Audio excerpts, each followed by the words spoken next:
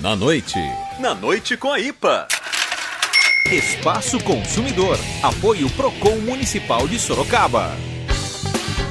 Isso mesmo, 10 horas e 18 minutos, noite de segunda-feira, 19 de maio, você está ouvindo o programa Na Noite Ipanema e nesse Espaço Consumidor de segunda-feira, que tem o apoio do Procon Municipal de Sorocaba, a gente não vai conversar com o Júnior Magrão, nosso grande parceiro. A gente está recebendo no estúdio aqui a visita do Dr. Diógenes Brotas, o Dr. Diógenes, que é o diretor jurídico do SAI, o Serviço Autônomo de Água e Esgoto de Sorocaba, a autarquia responsável pelo abastecimento de água e também pela coleta de esgoto no nosso município. Queria, antes do boa noite, já agradecer em público os 3 livros que o Dr. Diógenes trouxe para mim aqui. O primeiro deles, Crimes Ambientais e a Responsabilidade da Pessoa Jurídica, da editora Onyx Jur, muito bacana. E também o volume 1 e o volume 2 da obra Direito Constitucional, Considerações sobre a Livre Iniciativa, Livre Concorrência, CPIs e Repercussão Geral. Muito bacana. Boa noite, doutor. Seja bem-vindo.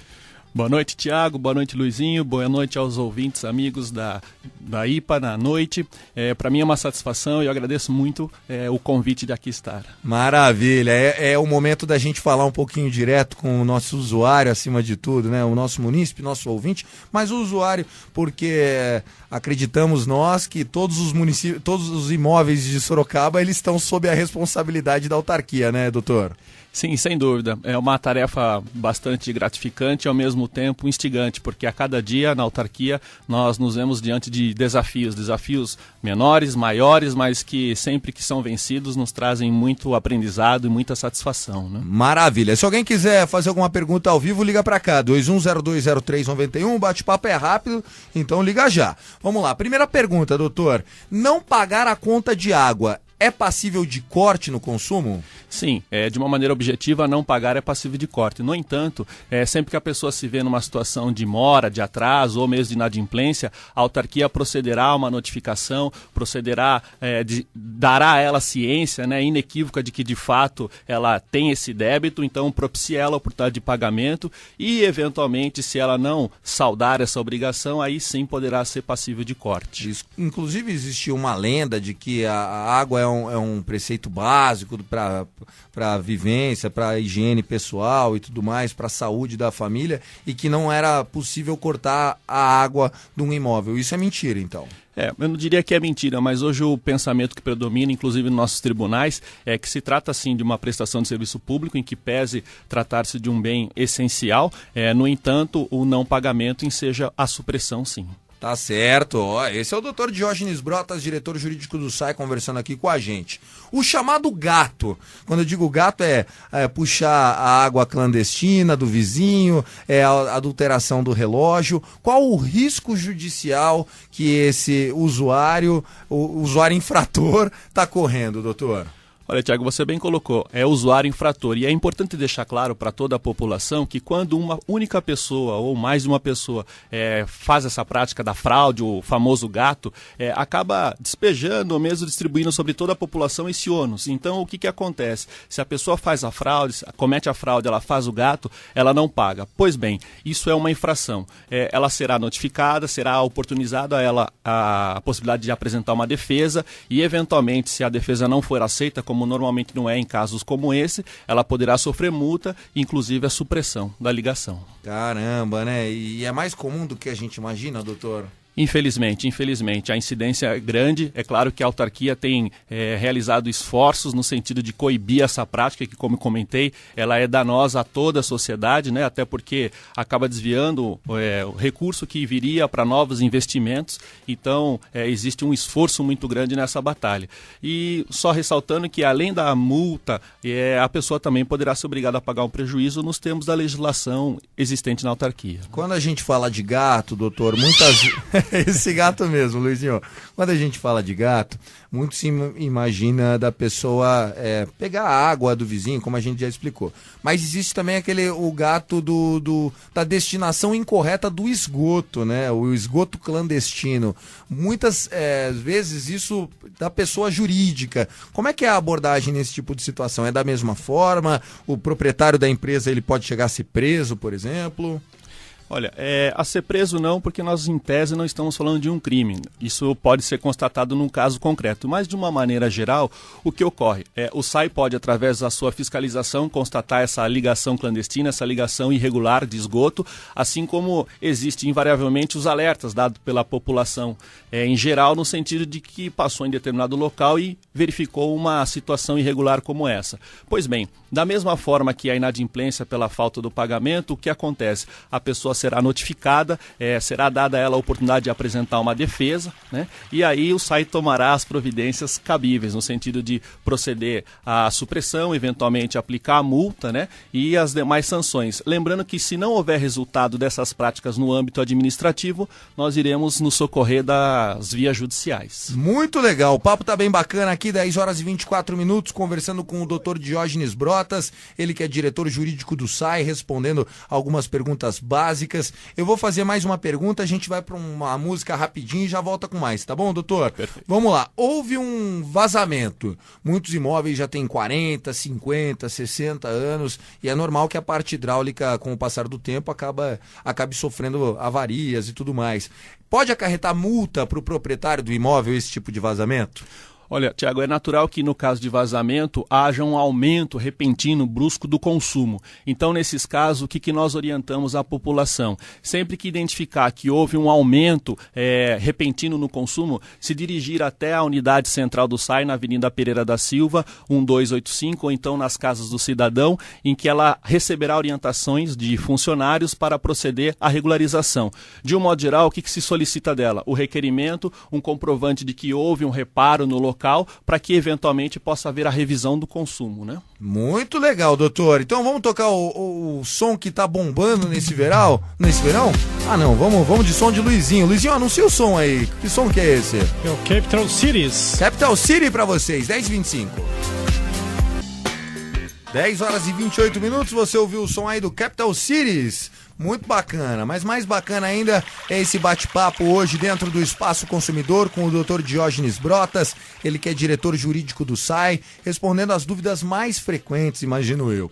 Vamos lá, uma dúvida polêmica, a gente estava debatendo aqui fora do ar, doutor, mas eu tenho que fazer essa pergunta porque faz parte, né, do métier. Qual é a responsabilidade, ou na maioria dos casos, qual é a responsabilidade do não pagamento de água de um imóvel locado? É do proprietário do imóvel ou do locatário, no caso do inquilino? Quem que é o responsável? Olha, Tiago, de uma maneira objetiva, eu digo, até a teor do nosso regulamento, que a obrigação é do proprietário, né? Essa relação que pode existir entre os particulares, ou seja, do locatário com o locador, é uma relação entre eles.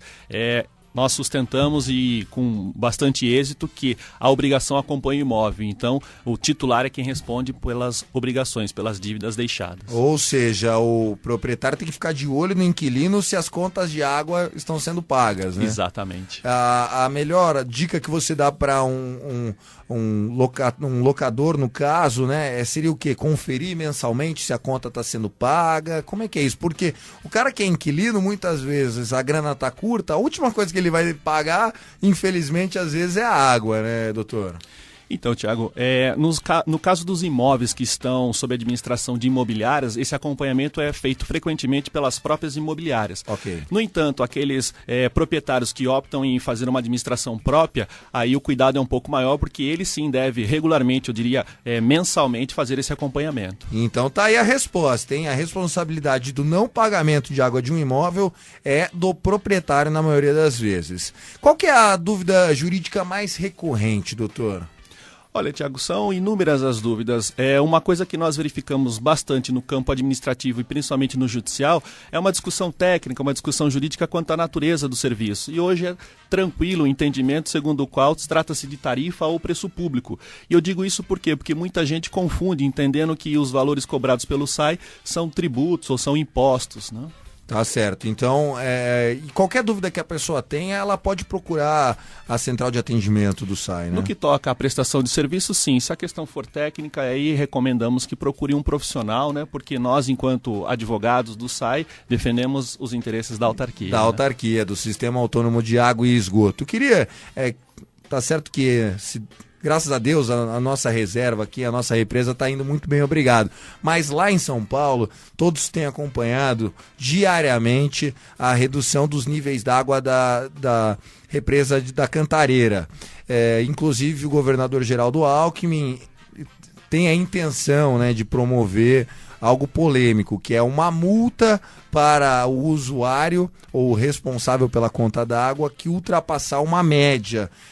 Primeiro, esse tipo de situação tem um âmbito legal? Isso é possível se fazer esse tipo de cobrança? E segundo, como é que está a nossa reserva aqui? Está indo bem? Você tem acompanhado com os técnicos do SAE essa situação? Sim, inclusive conversávamos essa semana com o engenheiro Ademar, diretor-geral da autarquia, e houve a semana passada uma reunião com os gestores de Tupararanga, e assim, graças a Deus o nosso manancial está bem, né? É claro que assim, nós falamos isso com muito cuidado, porque nós devemos, enquanto população de modo geral, continuar a consumir, mas com bom senso, com responsabilidade, porque sabemos hoje mais do que nunca que se trata de um bem finito e que ele é esgotável. Então, essa é a primeira observação que faço. Em relação a essa atitude que está sendo tomada em São Paulo, que está sendo pensada, é importante estabelecer uma diferença muito clara. O problema lá é de captação de água, tá certo?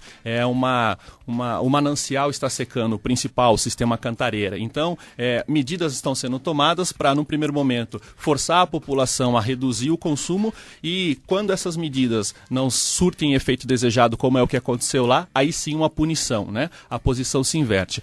Aqui em Sorocaba não se cogitou. É fato que recentemente tivemos um problema de abastecimento, também em decorrência da estiagem, que foi assim fora do padrão. E o calor, né? Aquela época estava tenso, né? Sem dúvida, mas principalmente o problema aqui era uma questão de distribuição, não era de captação, né? Então, por essa razão que nós não seguimos na mesma linha do governo do estado ou da Sabesp. Tá certo. Dr. Diógenes Brotas, advogado, diretor jurídico do SAE, professor universitário, autor de algumas obras aqui, obras essas muito bacanas.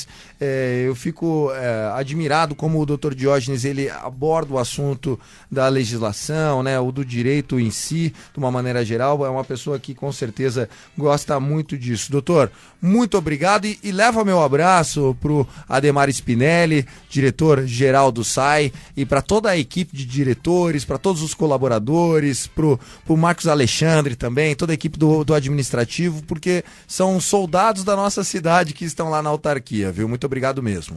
Tiago, eu que agradeço. Luizinho, eu agradeço também a população ouvinte. Quero dizer que estamos lá à disposição. Para nós é sempre um prazer receber a todos e poder solucionar os problemas. Foi uma grande honra ter estado aqui e, por favor, sempre que precisar, conte conosco. Valeu! Esse foi o Espaço Consumidor Especial de hoje com o apoio do Procon Municipal de Sorocaba, 10h34. Agora sim, vamos com a música que tá bombando no verão.